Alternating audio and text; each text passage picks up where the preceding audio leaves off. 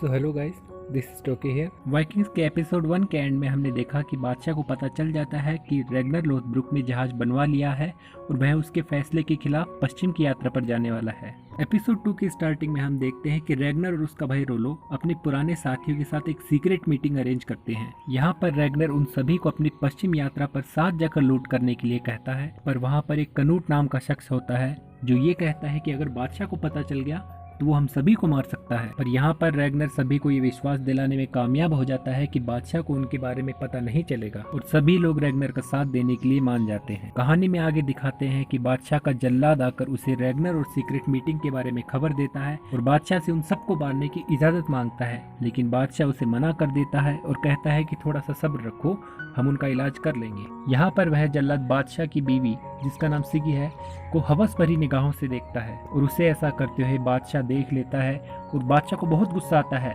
और उसे अकेले में आकर बोलता है कि सिगी यानी उसकी बीवी उसे पसंद करती है। दरअसल यहाँ पर बादशाह अपने जल्लाद की वफादारी की परीक्षा ले रहा होता है, लेकिन जल्लाद अपनी बुरी नीयत के साथ सिगी के साथ सोने चला जाता है। यहाँ पर बादशाह उसे रंगे हाथ पकड़कर उसके टुकड़े टुकड़े करवा देता है, यानी उसे जान से मार देता है। यहाँ से आगे सीन शिफ्ट होता है रैग्नार के घर पर, जहाँ उसकी पत्नी लगातार रैग्नार को उसके साथ चलने के लिए कहती है, पर रैग्नार उसे मना कर देता है। इस बात पर दोनों में पति पत्नी वाली लड़ाई भी होती है, पर रैग्नार उसे समझाता है कि अगर वो दोनों सफर पर चले गए तो बादशाह उनके पीछे से उनकी जमीनों पर कब्जा कर सकता है। ये बात सुनकर लगातार रुकने के लिए मान जाती है। आगे हम बादशाह और सिगी को देखते हैं, जहाँ पर सिगी बादशाह को रैग्नर और उसके साथियों को मारने के लिए मनाने की कोशिश करती है, पर बादशाह उसे कुछ भी नहीं कहता है। आगे हम रैग्नर को उसके साथियों के साथ पश्चिम की यात्रा पर निकलने की तैयारी करते हुए देखते हैं। रैग्नर और फ्लोकी यहाँ पर नोटिस करती है कि कनूट अभी तक नहीं आया है, जबकि सभी लोग आ चुके हैं। इससे रैग्नर को शक हो जाता है कि कनूट कहीं बादशाह के पास तो नहीं गया होगा,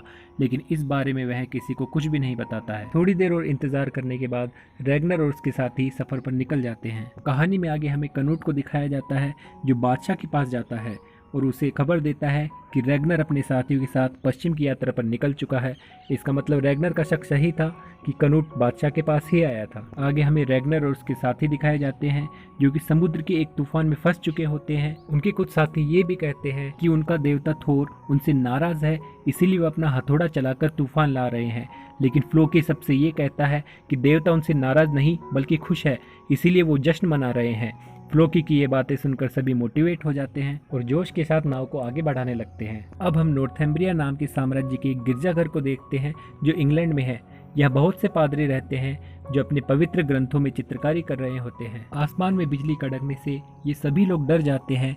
इन पादरियों में एक पादरी जिसका नाम एथलस्टन है, जो खुद भी डरा हुआ है, बाकी डरे हुए पादरियों से किसी भविष्यवाणी के सच होने की बात करता है। वह भविष्यवाणी यह होती है जिसके अकॉर्डिंग पूरी दुनिया में जब भी तेज तूफान आएगा और आकाश में तरह तरह के चिन्ह दिखाई देंगे, जोर से बिजली कड़केगी, तब समुद्र से एक शैतान बाहर आएगा जिसके 7 सिर और 10 सींग होंगे और वो इन्हें तबाह करने आएगा। यहाँ एथलस्टन अपने सीनियर पादरी को जाकर ये सब बातें बताता है, पर वो पादरी उसे डांटता है और कहता है कि वो जाकर इंसानों के लिए दुआ करे और तूफान शांत होते ही सब डर खत्म हो जाएगा, ऐसा कहकर उसे भेज देता है। एथलस्टन के जाने के बाद उसका सीनियर पादरी भी एथलस्टन की बात सुनकर टेंशन में आ जाता है। इसके बाद हम बादशाह को देखते हैं जो उस लोहार के पास जाता है जिसने रैग्नर और फ्लोकी के लिए लंगर बनाया था। उसे बादशाह वहीं जिंदा जला देता है उसकी बेटी के सामने। इसके बाद हम समुद्र में रैग्नर और उसके साथियों को देखते हैं।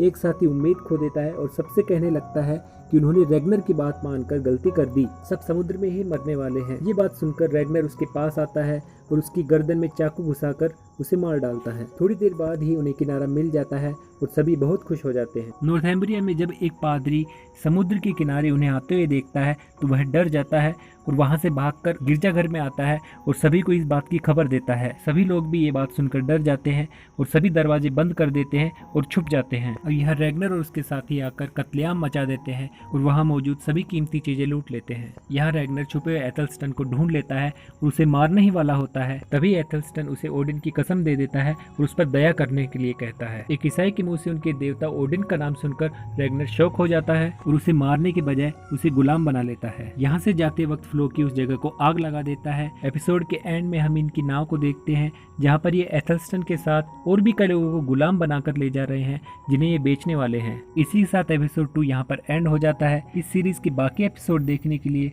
हमारे channel movies and series explain by love को जरूर से सब्सक्राइब करें और नोटिफिकेशन बेल को भी ऑन करें, जिससे आने वाले वीडियोस के नोटिफिकेशन आपको मिलते रहे।